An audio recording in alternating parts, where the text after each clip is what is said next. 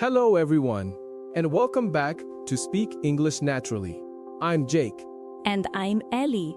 We are so happy to have you join us today for another really important conversation about your English learning journey. Today, we're going to talk about a very common question, something many of you have probably felt or even asked yourselves.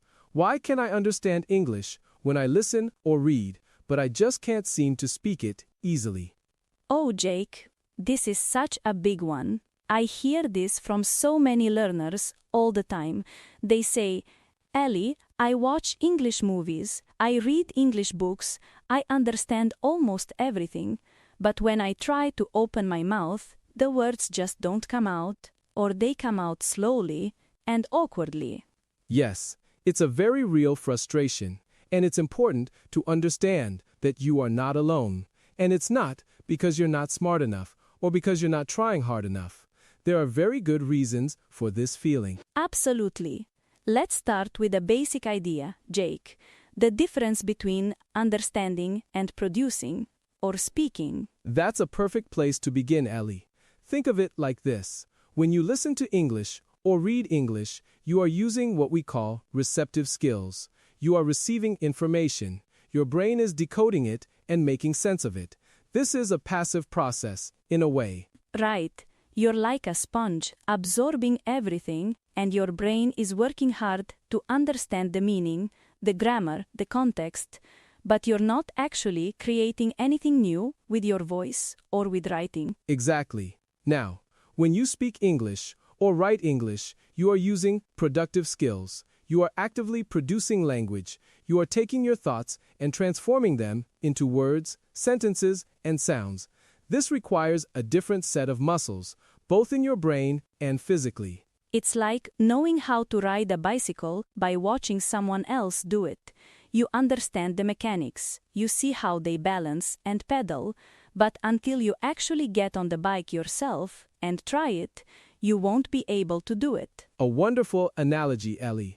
So, one of the main reasons for this gap is simply lack of practice in that specific skill. You've practiced understanding a lot, but perhaps not speaking as much. Reader, and that leads to another huge point, the fear of making mistakes. Oh, this is such a barrier for so many. Yes, the fear of sounding silly or incorrect or being judged can be paralyzing. Many learners want to be perfect before they even try to speak, but language learning is messy. It's about trying and making mistakes.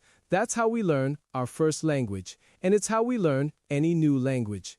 It's true. When babies learn to speak, they make so many mistakes, and we celebrate every single word, every babble. We don't correct them constantly, we encourage them. We need to be that gentle with ourselves as English learners. Absolutely.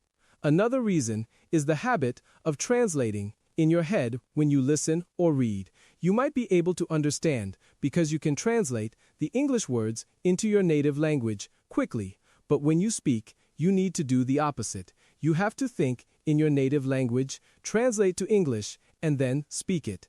This takes time, and it breaks the flow. That's a major point. It's like your brain is running a full translation service in real time, which is incredibly difficult and slow. We want to get to a place where you can think directly in English, even if it's just for simple sentences at first. Indeed. And related to this is the challenge of vocabulary retrieval. You might recognize a word when you see or hear it and know its meaning, but when you want to use that word in your own sentence, your brain has trouble finding it in your mental dictionary at that exact moment. It's like you know the word is there, somewhere in your brain, you can almost feel it, but it just won't surface when you need it most. It's incredibly frustrating. It truly is. So, we've talked about the difference between receptive and productive skills, the fear of mistakes, the habit of translating, and vocabulary retrieval issues. These are all very normal hurdles. So, now that we understand some of the whys, what can we do to bridge this gap? How can we start to speak more naturally? Excellent question, Ellie. The first and most important step is simply to start speaking. Don't wait until you feel perfect. Don't wait until you know every grammar rule. Just start, even if it's just a few words or short sentences, every day. Yes, and start small. You don't need to give a full presentation in English on day one. Maybe just describe your morning coffee to yourself in English or tell a family member what you plan to do today using simple English words. That's a fantastic idea. Self-talk is a powerful tool. You can describe what you're doing as you're doing it. For example, I am making breakfast. I am pouring the milk. This coffee smells good.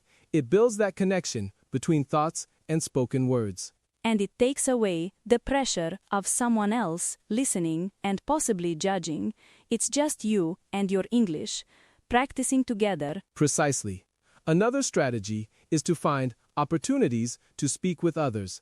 This could be a language exchange partner, an online tutor, or even a friend who is also learning English. The key here is to make it a safe space where mistakes are welcomed as part of the learning. Absolutely. Look for groups, online or in your community, where the focus is on practice, not perfection. Even short, casual conversations can make a huge difference. Just 5 minutes a day can add up to so much over time. Another effective technique is called shadowing. Have you heard of this, Ellie? I have, Jake. It's a wonderful way to improve pronunciation and rhythm. You listen to a native speaker and you try to repeat exactly what they say at the same time, like a shadow, following them. That's right. You're not thinking about the meaning as much. You're focusing on the sounds, the intonation, the speed. This trains your mouth and your brain to produce English sounds more naturally. It builds muscle memory for your speech organs. It really helps with that feeling of words getting stuck because you're physically practicing the movements your mouth needs to make to form the words. And remember to focus on communication, not perfection. The goal is to get your message across, to connect with people. If you make a grammar mistake or use the wrong word, it's okay. Most native speakers will still understand you, and they will appreciate your effort.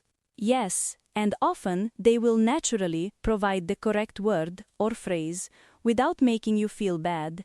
It's a gentle correction that helps you learn without fear. Exactly. So, to recap, start speaking even to yourself. Find opportunities to speak with others. Practice shadowing and prioritize communication over perfection. And also, don't forget to continue with your receptive skills, listening and reading, because the more good English you take in, the more raw material your brain has to work with when it comes time to speak. That's a crucial point, Ellie.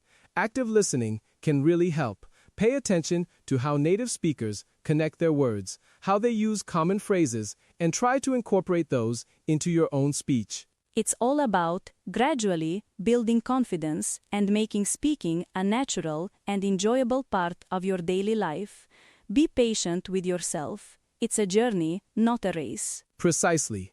Every little bit of practice adds up. You are making progress, even when it doesn't feel like it. Celebrate the small victories. The first time you order coffee, in English, or ask for directions, you're doing great. So, for all of you who understand English but struggle to speak it, we want you to know that it's a completely normal part of the process, and with consistent, gentle practice, you will get there. Thank you so much for joining us today on Speak English Naturally. We hope this episode has brought you some peace of mind and some practical steps to move forward. And if you found this episode helpful, please like this video, subscribe to our channel, Speak English Naturally, and leave us a comment below. We love hearing from you and reading your thoughts and your questions. Your engagement really helps us to create more content that supports you on your journey. Until next time, keep practicing, keep speaking, and be kind to yourself. Bye for now, everyone. Keep speaking naturally.